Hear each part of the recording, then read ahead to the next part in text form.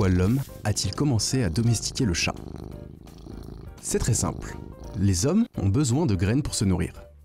Les rats aiment manger des graines. Les chats aiment manger des rats.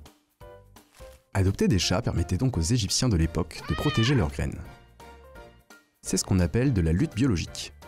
Utiliser une espèce animale pour réduire la population d'une autre. Parfois, c'est un succès, comme pour le chat. Parfois, c'est un échec. Voici l'histoire des mangoustes d'Hawaï. 1883, Hawaï. À l'époque, la plus grosse production de l'île était le sucre de canne. Mais cette production rencontrait un gros problème.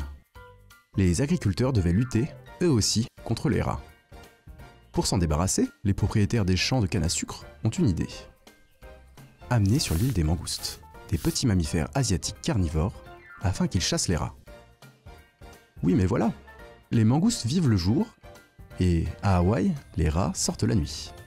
Un détail important auquel les propriétaires des champs de canne à sucre n'avaient pas pensé. En bref, les mangoustes ne croisent pas les rats, et donc ne les chassent pas.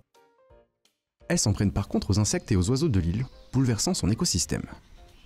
Et s'il n'y a plus de plantation de canne à sucre à Hawaï depuis des années, les mangoustes, elles, sont toujours là, considérées encore aujourd'hui comme des nuisibles. Et cette histoire n'est pas un cas isolé. Des animaux transportés n'importe où et n'importe comment, c'est arrivé un paquet de fois. Par exemple, en 1788, avec des lapins importés en Australie par des Européens. Lapins depuis responsables de la disparition de nombreuses espèces de plantes australiennes.